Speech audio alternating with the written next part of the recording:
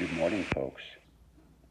Yesterday afternoon, I had returned from swimming laps at the club, and I sat down at the workbench saying, it's about time you get back to working on the Hobby Boss Spitfire, which has been sitting in a box, just partially built, for quite a while now.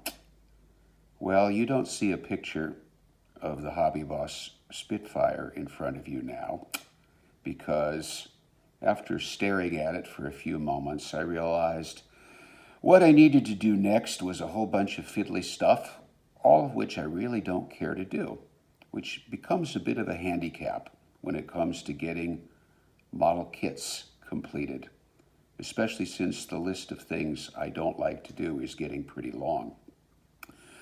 Well, I couldn't sit there the rest of the afternoon just staring at a box, so I thought maybe it's time to do something I do like to do, which is paint miniature figures, sometimes do a little fix or touch up on miniature figures. So I hauled out my Manfred von Richthofen figures, all in 1/32 scale. On the left, a figure that came with a Wingnut Wings Albatross D5 kit. In the middle, a white metal figure from Andrea Miniatures. And over on the right, this Manfred von Richthofen is from Aviotic in the UK. And I took a close look at them, and, from now going from right to left, I thought, I don't really think I need to do anything with this fella. I kind of like the way his jacket turned out and all of the fur. And while the face isn't my favorite, I don't think I can really improve on it too much. Leave him alone. The Andrea Miniatures figure is my favorite of the bunch in terms of the quality of the sculpt. Just an amazing figure in white metal. And I actually think the face really captures what I've seen from photographs of the young Baron, the best of the bunch.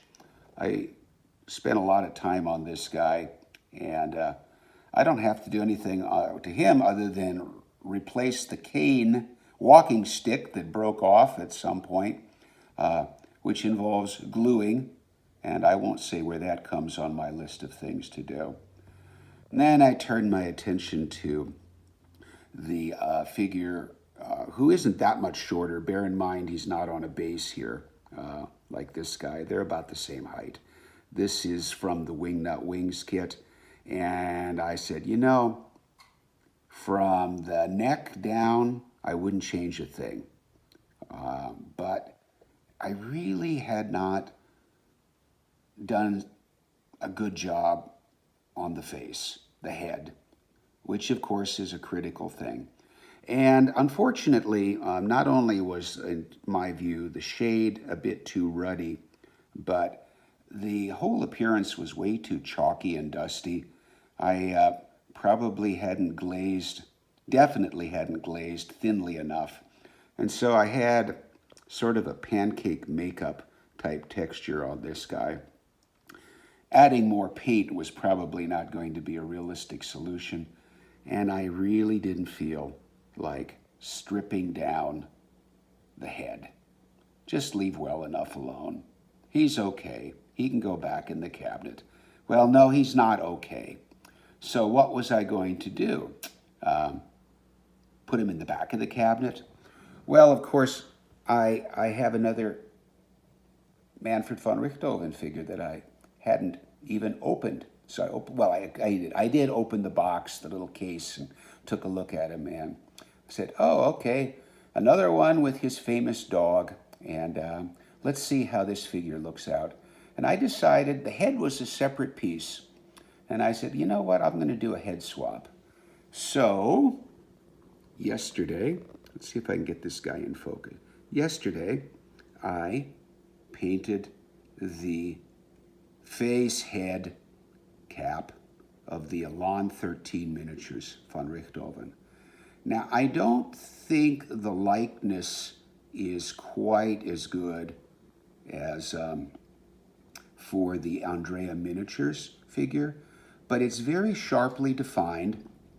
The quality of the resin was good, and even if this video doesn't capture it, maybe because of the lighting and my setup, I'm really pleased with the shades I got. The transitions are pretty good for me, at least at my skill level, and I got the eyes the way I wanted. Frankly, he maybe looks just a little bit too happy, but I don't know if I can do much about that. Now I'm going to have to do head surgery, and I remembered that with this guy, the body, torso, and head are one piece. So we're going to have to do some careful work with the Dremel, scalpel, etc. Frankly, I can't remember if this guy was plastic, which is going to make it interesting, or resin. Because with plastic, well, it throws up a lot of mess. You've got to be super careful. So we'll see if I can decapitate him and scoop out an appropriate crevice area, after which we'll give him a new head. Wish me luck. Thanks for watching. Most appreciated.